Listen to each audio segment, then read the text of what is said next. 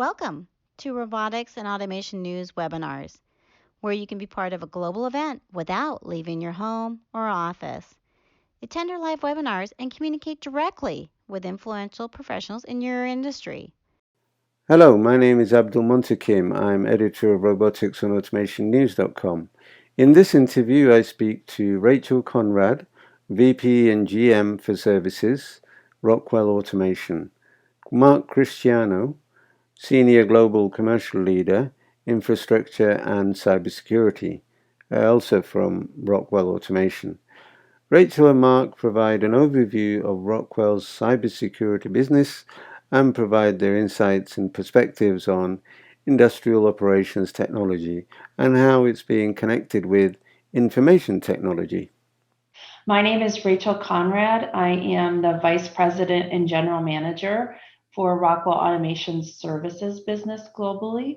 So I lead around 3,000 services professionals and engineers that support customers in a variety of different industries around the world in professional services. So some of those services include cybersecurity services. They may include consulting services, technical support, a wide variety of offerings. And we're excited to be here today with you to talk a little bit more about cybersecurity. Thank you very much, Rachael. Mark, would you mind introducing yourself and telling us about your job as well? Great, sure. So yeah, my name is Mark Cristiano, and I am the Senior Global Commercial Leader for Rockwell's Infrastructure and Cybersecurity business. So I lead a global team of commercial resources that help our customers with basic infrastructure issues with focusing on the OT side of the infrastructure, as well as cybersecurity services, and then managed services, as we say, day two after implementing a project. There's a number of enhanced managed services that we offer to our customers as well. Okay, thank you both very much, not only for introducing yourself, but also giving us the time. We're very pleased to be talking to Rockwell, probably one of the most, well, definitely one of the most famous, possibly the most famous industrial automation company in the world in certain respects. Certainly some markets, computing and things like that have been coming to the fore more and more over the last couple of years. And obviously that means cybersecurity issues become very prominent.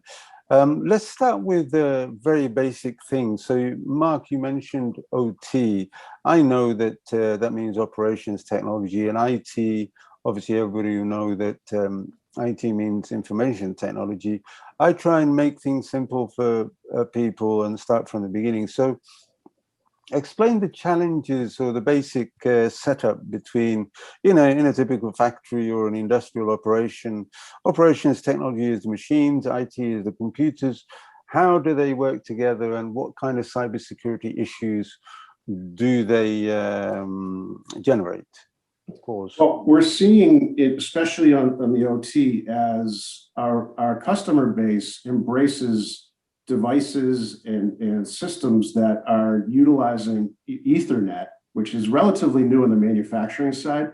That really represents a tremendous amount of efficiency and additional power, I'll say, because our customers are buying these devices and they're plugging them into the network and they just work. And that's great. That really assists with productivity. But with that power comes inherent risk, because it's an open, unmodified protocol, and all of these devices are sharing data. Cybersecurity becomes very, very important, and a very important consideration that our customers they really need help with that, because this technology hasn't been around for as long as the well-established IT technologies. So we're seeing an opportunity in the market, especially with Rockwell's differentiation from an OT perspective, in conjunction with our global scale. We're really having a lot of really productive conversations with customers on basic network segmentation, which is just cybersecurity 101, separation of the IT network from the OT network via an industrial DMZ, and then some more of the enhanced, I'll say, cybersecurity countermeasures like threat detection, whitelisting, endpoint protection. So we're working a lot with our customers to try to help them with that implementation and the scaling of those technologies. They don't need them, but the way that they're implemented varies very differently from IT, right? We've got 20-year-old control systems. We've got heterogeneous systems that have been out there forever. And that really takes a specialized skill set to be able to deploy these countermeasures in this infrastructure segmentation that varies pretty significantly from IT. Thank you, Mark. Rachel, would you like to add your perspective to this? Sure. Yeah, I think even so, like the pandemic also, I think, exposed us and opened up a lot of opportunity to have this connected smart factory, to have operators to be able to see what was happening, have plant managers be able to kind of see and run factories in new, more effective ways. But it also meant that third parties were trying to remote access into support, right? Because there was limited plant access. We weren't traveling as much to go on site to help customers. And so a lot of kind of the OEM community system integrators all working together to support customers. So I think COVID and the pandemic also just like heightened, I think, OT awareness. There's a lot in the news around different things happening with ransomware, right? So there's a lot of heightened concern over the plant space, and these aging assets, as Mark said, are tricky, right? And a lot of plants have been around for a really long time. They have this variety of different age equipment, different operating systems. So being able to really understand and build a plan that's right for each of the plants, and some plants are much more critical than others, depending on what they're making or producing. So part of the challenge and opportunity is to support customers and figure out that right approach to them. So it's exciting because things are connected. It's also, it's risk. There's risk there that the OT environment needs to really understand. So that's really exciting for us. And I think also what one of the things that when we're working with our customers, getting their IT and OT teams together to really talk about what they want to accomplish. Why is it different on the plant floor, as Mark said, and why do you need OT expertise to make sure that you're secure, but you're also maintaining productivity of those assets? That's always the balance that the plants are trying to have, and that's kind of really where our expertise comes into play. Thank you, Rachel. Just staying with you for the next question I have is, sometimes you hear about viruses that have names or been given names, and they're a global threat and everybody's worried about them, and they cause a lot of damage. Are there similar things that you can think of over the last 12 months maybe that have happened in the industrial sector, or are there particular threats, or is there particular groups that are trying to sort of deliberately target the industrial sector, or anything that you can tell us that is specific to industrial computing or IT, OT networks and threats? Yeah, let me start, and then I'm sure Mark can add some more color in there. I think what we see a lot of times so far is that there's risk in, the malware, the viruses, kind of ransomware being propagated from kind of I'll say the enterprise level, IT level, down potentially to OT.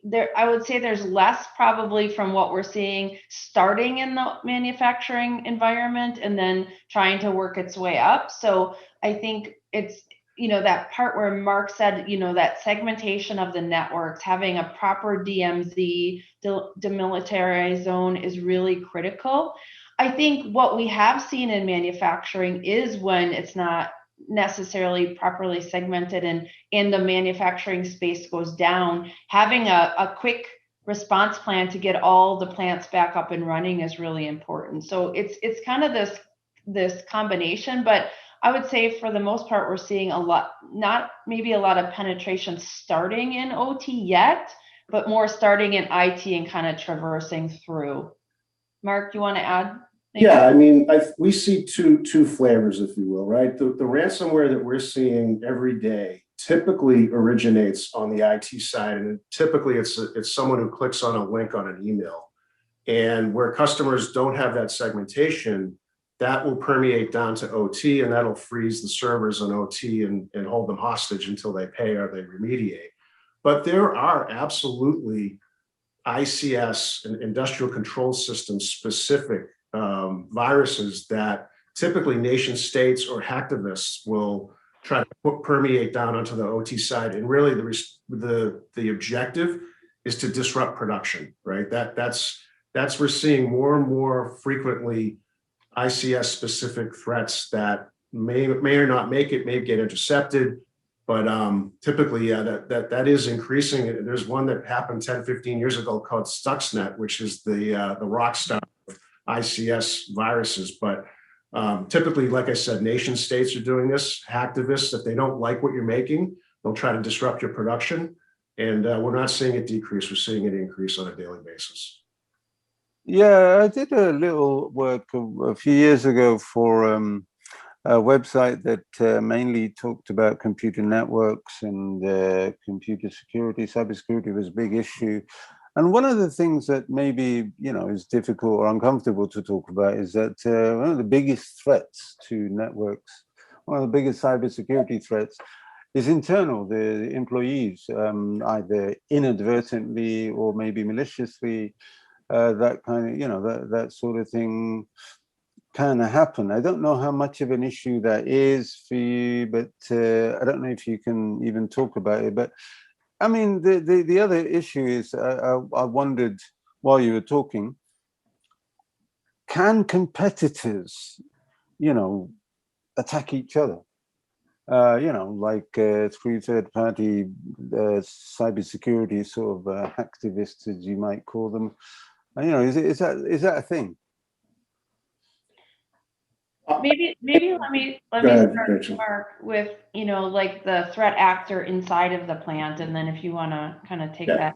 Yeah, I mean, I think definitely, like, usually it's unintended changes that are made to the switch, right, that cause challenges. And it's not because someone typically inside a plant is doing something malicious. It's just they don't know what the impact is, right? And there might not be proper network segmentation, right? Or someone kind of going on to, like, VMware is an example, right, where you might not have the right protection if you're plugging into the network, and you might have some sort of virus on your computer, and a plant worker might, have a challenge, right, in making an impact. But I think, there's been a movement in plant floors to move away too from unmanaged switches. Now, there's still a lot of plants out there that have unmanaged kind of non-smart switches, which is a challenge. And we've been really trying to educate the market too on moving to like managed switches and layering your security.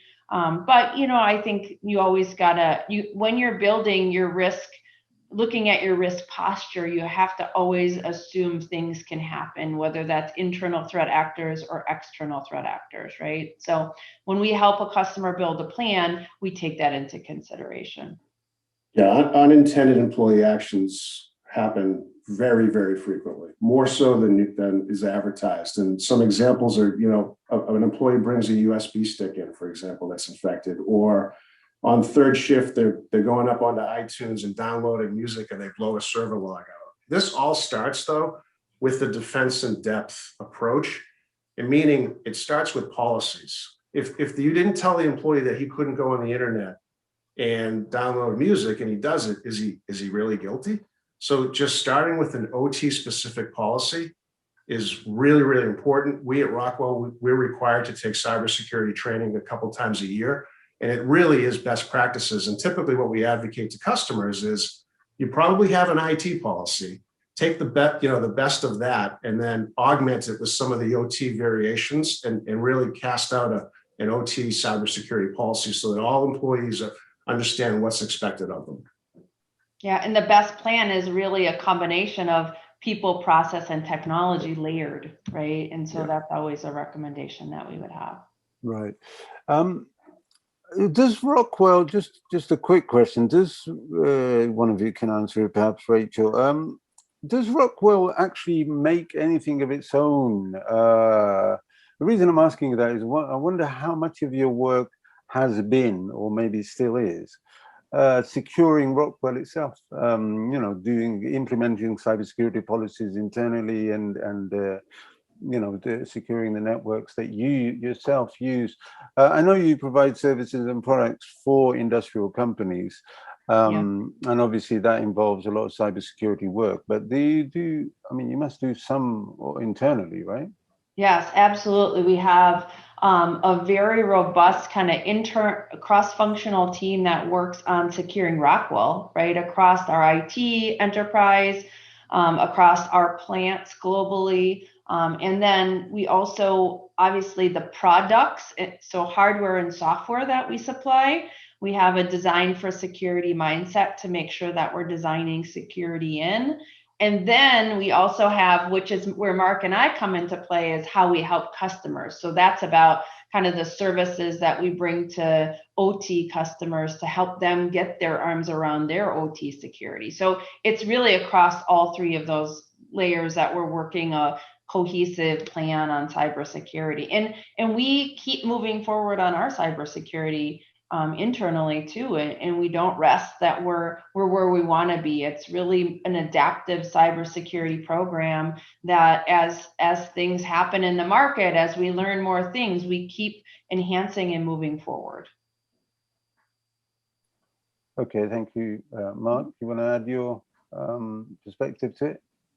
I think Rachel covered it pretty well, but we are a manufacturing company and we take cybersecurity very, very seriously, just like we advocated to our customers. So we've got a full initiative to continually improve the cybersecurity protection of our plants, whether that's the segmentation that we mentioned or the implementation of the industrial DMZs or threat detection. So there's an ongoing CI initiative for us to ensure that our plants are as protected as they can be. Yeah, I think I made a slightly ignorant comment. It's just that I thought of, when I asked if Rockwell makes anything, I thought of products like cars and all sorts of other sort of products. But obviously you make hardware and sort of develop software for your switches, own switches and computers that specialize for industrial operations themselves. And how did this cybersecurity department emerge? Or I don't know how long you've both been working there, but obviously cybersecurity itself is a very, it's a long established activity. But as far as I understand, this IT/OT industry 4 and networking within factories and across different factory sites and things like that, it's fairly new. It's like not more than 5, maybe 10 years old.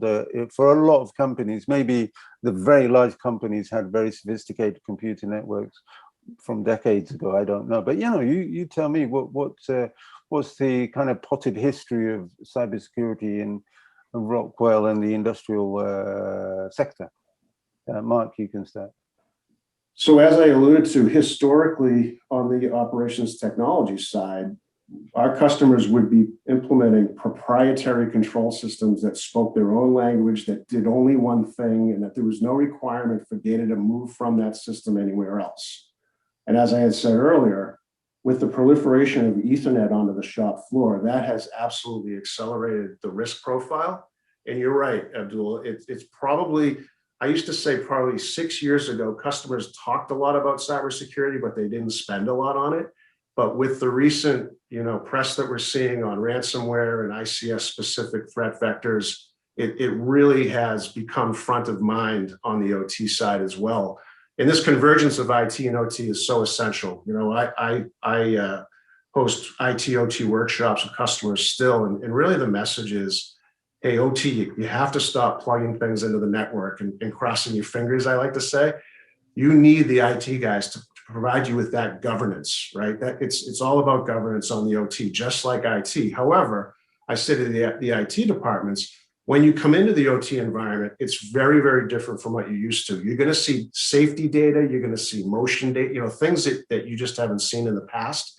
So while we need, OT needs that governance and that technical competency, it's an educational exercise on both sides that you need to work together, but you also need to educate each other prior to engaging, if you will. Okay, thank you. Rachel, would you like to add something to that?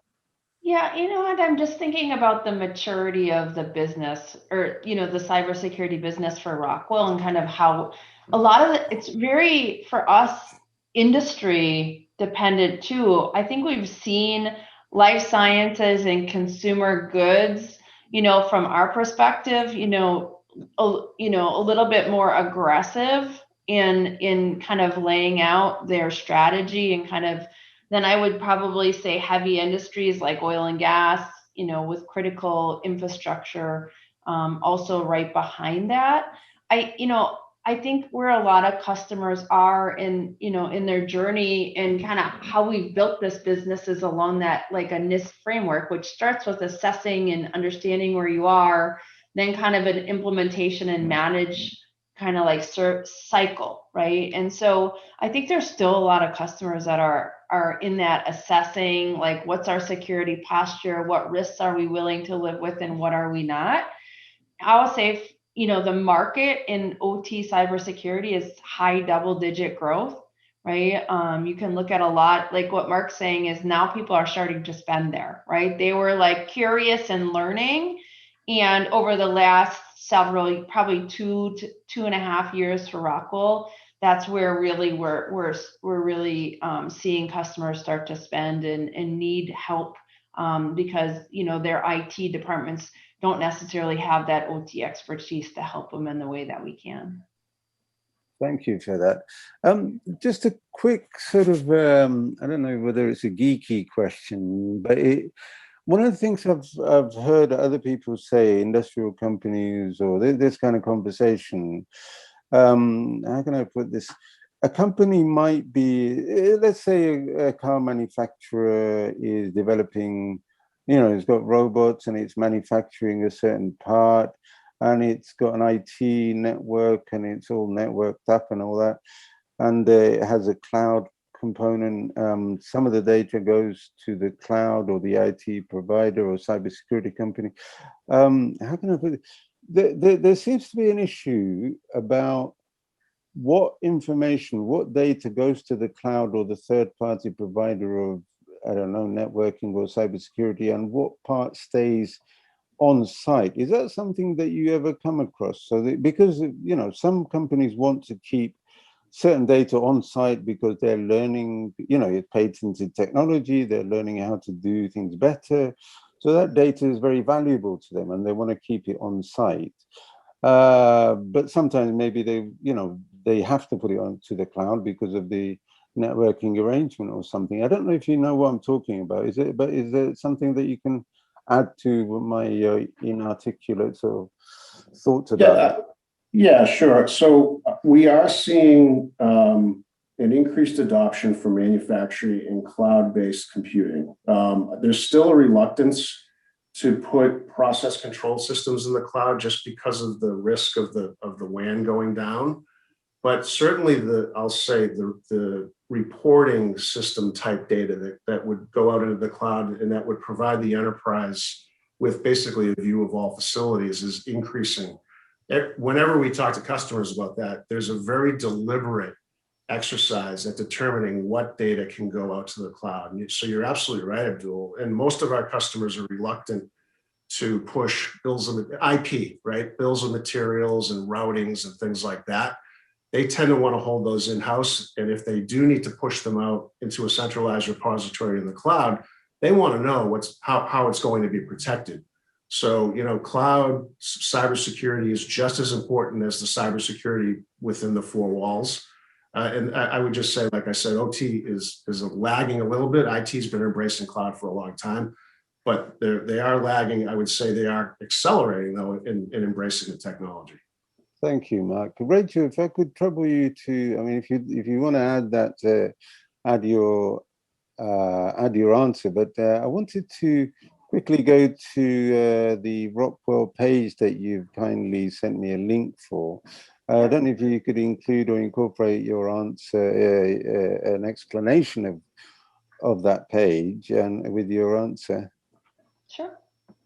So, a lot of what as I mentioned earlier, as we're talking to customers, there's a lot of learning still happening, right? And so when we take you to the industrial cybersecurity services for Rockwell Automation, how we try to do is navigate on a couple different topics, right? So we start to, really form that education piece, like what should you be thinking about, and along that, before, during, and after an event, right? Like that's how we try to keep it simple for everyone, is to say your approach, right, in kind of knowing where your risks are first, knowing what your assets are, and then establishing a plan protect you against those risks and threats, right? So we kind of build the framework of the website around that. And then we also, so you can dig into any of the services, you can kind of double click on things. One of the things that I will draw your attention to is that cybersecurity webinar playlist.